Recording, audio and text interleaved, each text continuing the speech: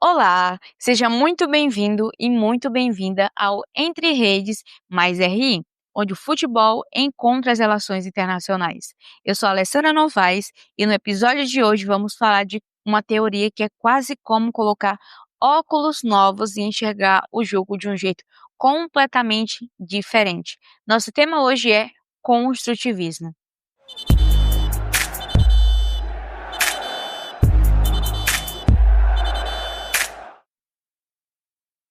Você já deve ter ouvido falar que o futebol é paixão, identidade e emoção.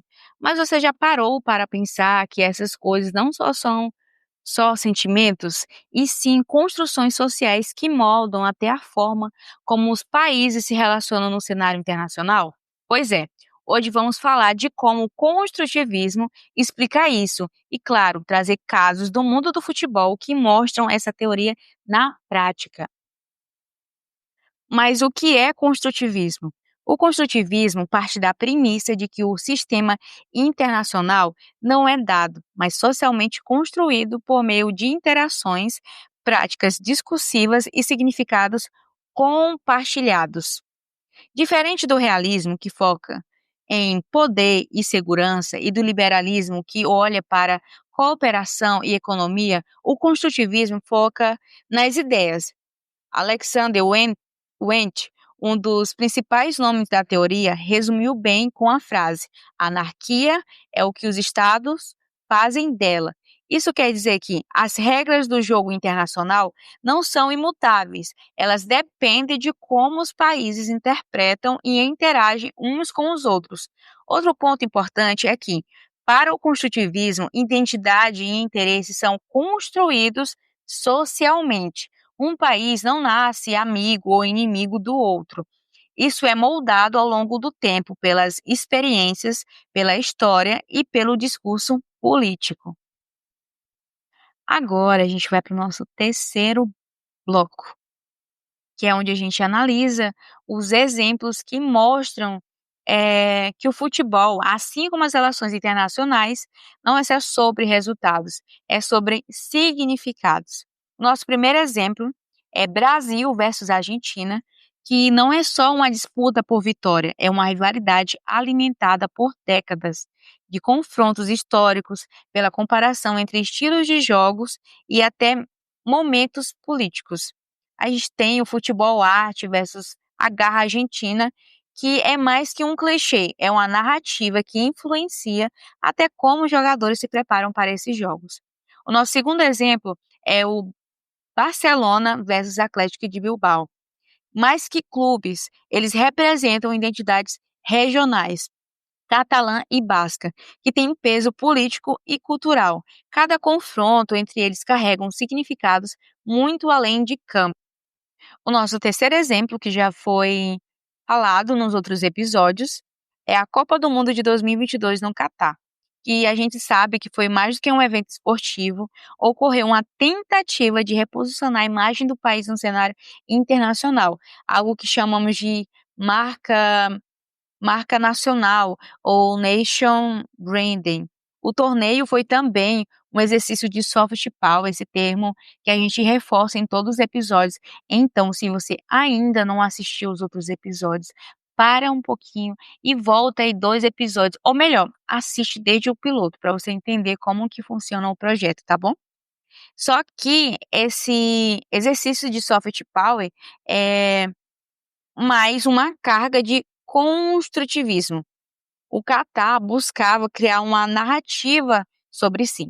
E a gente também tem os nossos exemplos clássicos, né, que é Flamengo versus Fluminense, Boca Juniors versus River Plate, Barcelona versus Real Madrid. Essas rivalidades não só são sobre habilidades técnicas, mas carregam narrativa de identidade. Povo versus elite, esquerda versus direita, catalães versus espanhóis. Análise crítica dessa teoria. Quando trazemos autores como Nicolas Onuf, que cunhou o termo construtivismo em sua obra seminal O Mundo Feito por Nossas Ideias, Regras e a Regra em Teoria Social e Relações Internacionais, e o já citado antes Alexandre Wundt, percebemos que o ponto central é a realidade é construída pelas interações humanas.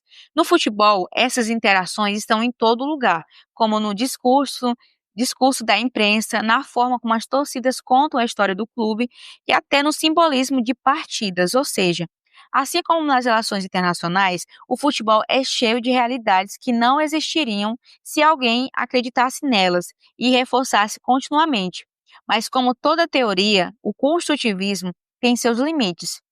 Ele é ideal para explicar o porquê de certas percepções e narrativas existirem, mas não responde tão bem como os recursos materiais, como dinheiro, infraestrutura e poder político interagem com essas ideias, como por exemplo, a narrativa de que a seleção de um país é a melhor do mundo pode ser muito forte, mas se não houver investimentos e treinamento, essa narrativa não se sustenta. Além disso, nem todas as vezes as narrativas são positivas. Algumas podem reforçar estereótipos, preconceitos e até tensões diplomáticas. Resumindo, a teoria nos ajuda a entender muito, mas não explica tudo sozinha. Ela funciona melhor quando dialoga com outras teorias. Agora, a gente vai ter o nosso momento de exemplo emblemáticos. Esses momentos que evidenciam ainda mais essa narrativa em questão, que no caso é o construtivismo. A gente tem a Copa de 2010 na África do Sul, que foi além do futebol, um símbolo de superação e reconstrução de identidade pós-apartheid. A gente tem a rivalidade Japão versus Coreia do Sul, que é um reflexo de feridas históricas que vão muito além do esporte, como a gente já tem conhecimento.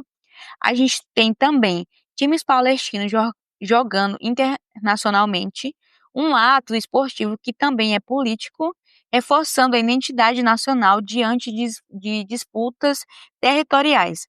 E a gente também tem Maradona e o gol de La Mano de Dios, um único lance transformado em narrativa nacional argentina, carregado de significado político contra a Inglaterra após Guerra das Malvinas. E tem um exemplo que, para mim, é visualmente um dos mais fortes, que é o uso de bandeira nas arquibancadas como expressão de pertencimento nacional. No olhar construtivista, isso vai muito além de um simples adereço visual. As bandeiras funcionam como símbolos de identidade e pertencimento, carregando narrativas históricas, políticas e culturais que unem torcedores em torno de um sentimento comum. Quando milhares de pessoas erguem a mesma bandeira, elas estão de forma coletiva reafirmando que são e como querem ser vistas, tanto por si mesmo quanto pelo mundo. É um ato simples, mas que projeta e reforça a identidade nacional, regional ou até política. E repare, não está em nenhuma regra do jogo, mas molda profundamente a experiência esportiva. Isso é construtivismo puro. Não é o objeto físico da bandeira que importa, mas o significado social e simbólico que ela carrega. No próximo episódio, vamos continuar com essa teórica, mas trazendo o pós-colonialismo, para conectar ainda mais com o campo da geopolítica. Se você ainda não segue o Entre Rede nas redes sociais, anota aí o nosso Instagram, @entre.redesri.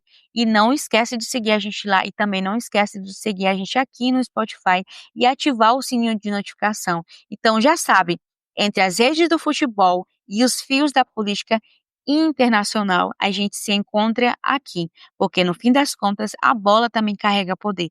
Até o próximo episódio de Entre Redes mais RI.